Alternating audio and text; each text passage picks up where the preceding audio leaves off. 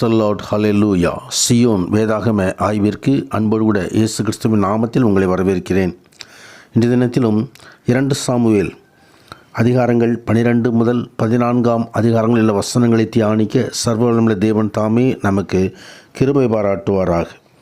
12வது அதிகாரத்திலே நாத்தான் தாவீதை கண்டனம் செய்கிறதை குறித்து பார்க்கிறோம். தாவீதிடம் வந்து தாவீது செய்த பாவத்தை இதோ ஒரு கதை மூலமாக தாவீதுக்கு தெரியப்படுத்துகிறதை குறித்து பார்க்கிறோம். தாவீது செய்த விபசாரம், கொலை, வஞ்சகம் ஆகிய பாவங்களால் அவன் கர்த்தருடைய வார்த்தையையும் கட்டளைகளையும் தேவனையும் அசட்டை பண்ணிவிட்டதை நாம் இங்கே காண முடியும். அசட்டை பண்ணப்பட்டுதல் என்பதன் வெவ்வேறைய மொழியில் அதன் பொருள் வெறுப்புடன் நடத்தல், வெறுத்தல், முக்கியமற்ற அற்ப காரியமாக கருதுதல். இவ்வாறு தாவீது தன் செயல்களால் தேவனை அற்பமாக மதித்து அன்பு செலுத்தவும் பக்தி காட்டவும் தகுதியற்றவர் என்று ஆக்கிவிட்டதை குறித்து பார்க்கிறோம். இது இந்த புதிய ஏற்பாட்டு நாட்களிலும் திருச்சபையில் உள்ள ஒவ்வொருவருக்கும் அது எச்சரிப்பாக இருக்கிறது. தேவனையும் அவருடைய கட்டளைகளையும் அசட்டை செய்து உரியாவை கொன்று அவன் மனைவியை தனக்கென்று எடுத்துக்கொண்டதற்காக தேவன் தாவீதின் மேல் தமது நியாய தீர்ப்பை வழங்கினார். அதன்படி தாவீதின் மீதும் அவருடைய குடும்பத்தின் மீதும் கலகம், துன்பம், குழப்பங்கள், கொலைகள் ஆகியவை நடைபெற்று கொண்டிருந்தன. இவற்றின் மூலம் தேவன் விதிக்கும் தண்டனை நிறைவேறுகிறது. அவருடைய மீதினால் முழுவதும் சாபத்திற்குள்ளாய் கடந்து செல்கிறதை குறித்து பார்க்கிறோம். கர்த்தருடைய நாமத்திற்கு மகிமை உண்டாவதாக. பூமியிலே பாவம் செய்கிற ஒவ்வொருவரும் தேவனுடைய கோபாக்கினைக்கு உள்ளாக்கிறார்கள். தேவனுடைய தண்டனையை பெற்றுக்கொள்கிறார்கள்.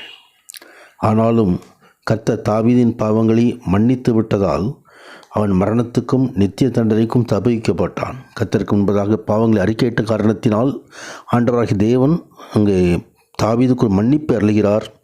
ஆனாலும் அதனுடைய பாதிப்பு இது அவனுடைய பெயர், புகழ், அவனுடைய கெட்ட செயல்களெல்லாம் கரைபட்டு போய்விட்டது.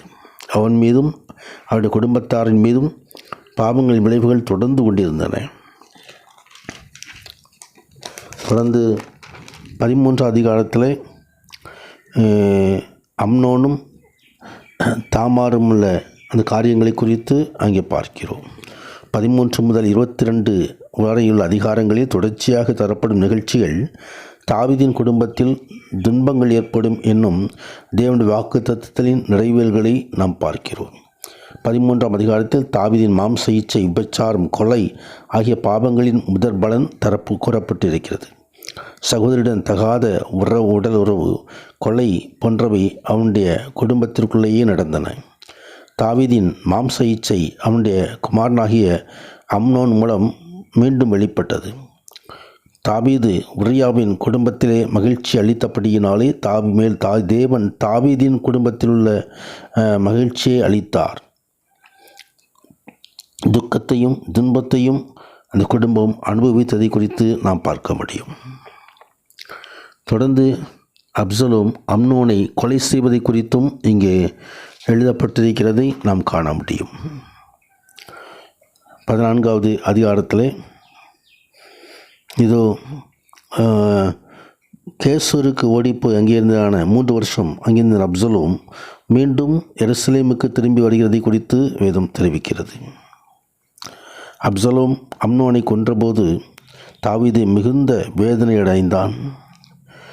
தேவனுடைய தண்டனையால் தாவீதுக்கு ஏற்பட்ட வேதனைக்கு வேதாகமத்தில் எதுவும் நிகரில்லை. பாவமும் சாத்தானும் தாவீதுக்கு மிகுந்த வேதனையும் துன்பத்தையும் கொடுக்க அங்கே அந்த காரியங்களிலே நாம் இங்கே பார்க்கிறோம்.